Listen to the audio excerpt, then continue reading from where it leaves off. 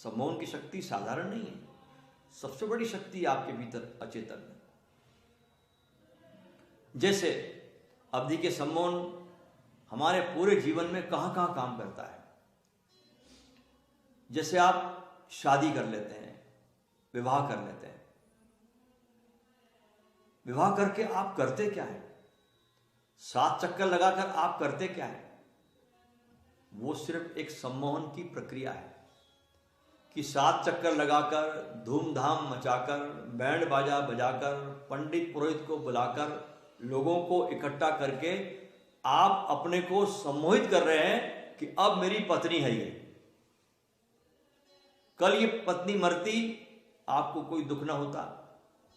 आज मरेगी तो अब आप छाती पीट कर रो रहे हैं, क्योंकि आपने इस पत्नी के लिए अपने को सम्मोहित कर लिया। बड़ा आश्चर्य है, इस 7 चक्कर ने, ये तंत्र मंत्र ने, ये भीड़ भाड़ ने, बैंड बाजे ने इतना चमत्कार कर दिया कि आप छाती पीट कर रोने लगे। इन सब ने बस आपको सम्मोहित किया है और कुछ भी नहीं।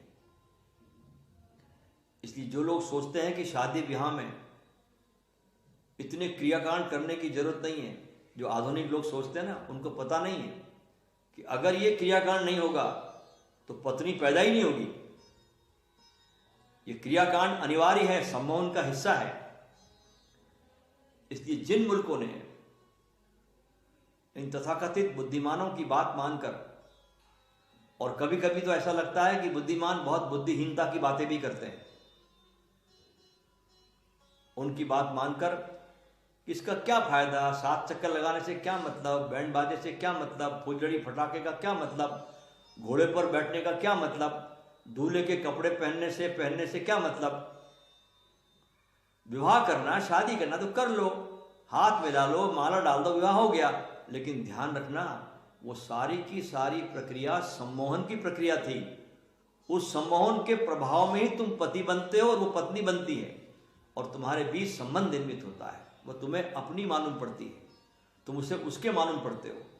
अब अगर वो सारी क्रिया तुमने छोड़ दी तो तलाक बिल्कुल अनिवार्य हो जाएगा। जिन जिन देशों ने, जिन जिन मुल्कों ने ये विवाह का क्रियाकांड छोड़ दिया, उन मुल्कों में तलाक का क्रियाकांड बहुत ज्यादा निर्मित हो गया।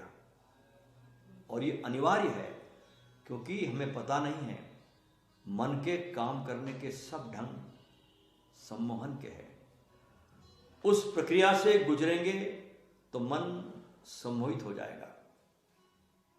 जब आप एक लड़के को गांव में दूल्हा बनाकर घोड़े पर बिठाकर निकालते हैं, और ऐसा मौका जिंदगी में उसे दोबारा फिर घोड़े पर बैठकर पूरे गांव में निकलने का अब दोबारा आने वाला नहीं है। पहली दफा वो अनुभव करता है कि मैं भी कुछ हूं, और सारे लोग उसे दूल्हे राजा कहते हैं। एक क्षण को वो खुद भी राजी हो जाता है कि वो राजा हो गया, और ठीक राजा की शान से घूमता है। बगल में कटार लटकी हुई है, अच्छा ड्रेस पहना हुआ है, राजा की तरह साफा पहना हुआ है, उस पर तुर्रा भी लटक रहा है। जिंदगी में ये शिखर उसको फिर दोबारा कभी नहीं मिलेगा। और इस अहंकार के क्षण में, जब वो अहंकार की घोड़ी पर चढ़ बैठा है, सम्मोहन बहुत आसान है। ख्याल रहे कि अहंकार शून्य आदमी हो तो सम्मोहित नहीं किया जा सकता। और संसार में करीब करीब सभी लोग अहंकार की ही यात्रा पर है। जिन्होंने ये सब प्रक्रियाएं खोजी थी हमारे देश में, बैंड बाजों की, घोड़ी की, दूल्हे की, वे मन की माया को समझते थे। और आज के जो तथाकथित बुद्धिमान लोग हैं, उनको मन की माया का कुछ पता नहीं है। वे निपट मूर्खतापूर्ण बातें लोगों को समझाते रहते हैं और दुनिया को सुधारने के काम में व्यर्थ लगे रहते हैं। यद्यपि वे तर्क देते हैं, लेकिन उनके तर्क सिर्फ होते हैं, उनको इसके रहस्य का पता ही नहीं। और जब ये लोग बातें करते सुधार की तो लगता है बिल्कुल ठीक कह रहे हैं, क्या जरूरत है इतना खर्च करने की। हमें समझाते भाई क्या जरूरत है इतना खर्च करने की, लेकिन वो खर्च अगर ना हो तो सम्मोहन पैदा नहीं होगा।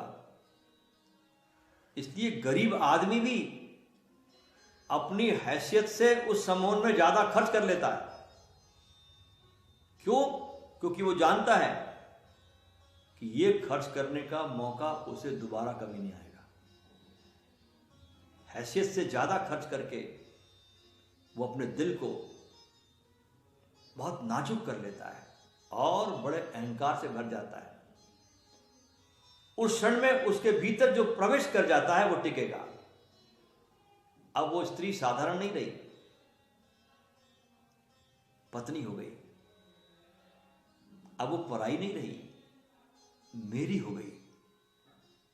ये जो मेरा होना है इसके लिए मूल्य चुकाना पड़ता है। और हमारा सारा का सारा जीवन ऐसे ही चलता है।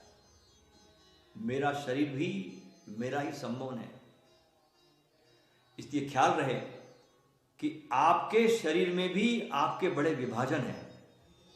जैसे शरीर के ऊपर का हिस्सा आपको ज्यादा अपना लगता है, मेरा है, और शरीर के नीचे का हिस्सा जो आपका है वो आपको अपना कम लगता है। ये बड़े मजे की बात है। शरीर आपका एक ही है, उसमें नीचे के शरीर को आदमी ऐसा समझता है कि अपना है ही नहीं, ऊपर के शरीर को समझता है अपना। और सबसे ज्यादा तो अपना समझता है वो खोपड़ी को, बस यही मेरी है। और ये शरीर के विभाजन आपके इतने गहरे हो सकते हैं, जैसे कि सारी संस्कृतियों ने जिन्होंने भी काम वासना का दमन करवाया है, तो मनुष्य को लगता ही नहीं कि जननेंद्रिय उनके शरीर का हिस्सा भी है, क्योंकि दमन है। इसलिए उसको आप छिपाए चलते हैं, घबराए रहते हैं, डरे रहते हैं, भयभीत रहते हैं। ऐसा लगता है जैसे कोई आपके शरीर में कोई दुश्मन बैठा हुआ है। छोटे छोटे बच्चे में हम सम्मोहन को पैदा करवाते हैं। जैसे ही थोड़ा बच्चा बड़ा होता है, नेचुरल रूप से वो अपनी जननेंद्रिय को छूता है, अचेतन छूता है। वो कोई कारण नहीं छूने का, प्रकृति उसे प्रोवोक कर रही है छूने के लिए। जैसे ही वो छूता है, सारा घर रोकने को उस बच्चे को तत्पर हो जाता है। ए छुओ मत। बच्चे को खुद ही बहुत हैरानी होती है, क्योंकि बच्चे को अभी तक कुछ पता नहीं है कि हाथ में और जननेंद्रिय में कोई फर्क भी है।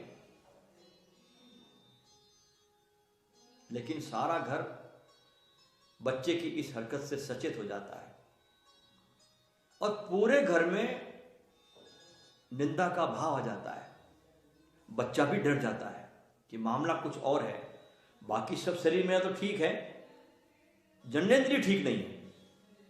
और फिर ये भाव पूरी जिंदगी भर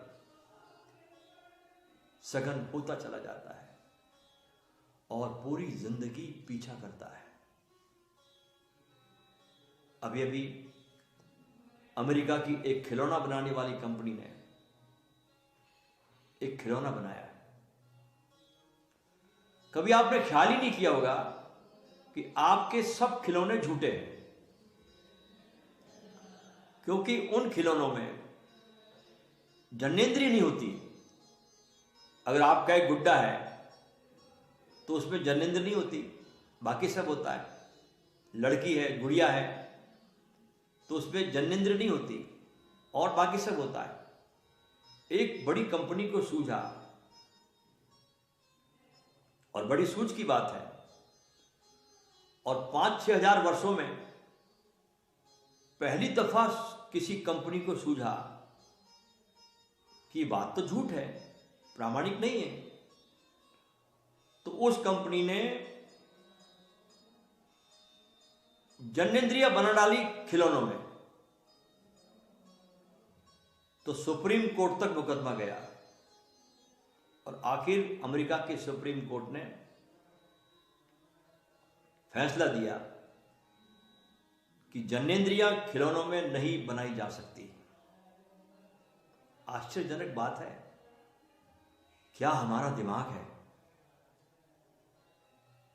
क्यों नहीं बनाई जा सकती? उस कंपनी ने, बेचारी ने बहुत लड़ाई की, लेकिन नहीं बनाई जा सकी। कंपनी का तर्क था कि अगर यह शरीर में है तो फिर खिलौनों में क्यों नहीं होनी चाहिए? खिलौना प्रामाणिक होना चाहिए, झूठा नहीं। लेकिन बड़ी घबराहट फैल गई और ऐसा प्रतीत हुआ कि जैसे सारे अमेरिका की बुद्धि इसी पर अटक गई। बड़े विरोध में पत्र लिखे गए, अखबारों में खबरें छपी, विवाद चला कि खिलौने में जन्नेंद्रिय होगी तो संस्कृतियां नष्ट हो जाएगी। बड़े मजे की बात है, ये संस्कृतियां कितनी कमजोर है, जो खिलौने में प्रामाणिक जन्नेंद्रिय को देखकर नष्ट हो जाती है। नहीं, पर उसके कारण है, क्योंकि कोई भी जन्नेंद्रिय को अपना हिस्सा नहीं मानता है, क्योंकि बहुत गहन निंदा से मनुष्यता को भर दिया गया है। रूस में एक बड़ा संप्रदाय था कैथोलिक ईसाइयों का,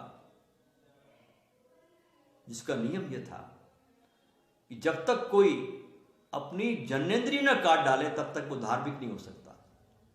देखो कितना बड़ा बड़ा पागलपन चलता है धर्म के नाम पर। तो हजारों लोगों ने अपनी जन्नेंद्रिय काट डाली। 4-5 हजार साल पहले सारी दुनिया में ऐसे समूह थे जो जन्नेंद्रियों को काटने में भरोसा रखते थे। ये सब बातें जानकर ऐसा प्रतीत होता है दोस्तों कि मनुष्यता ने जरा भी विकास नहीं किया है।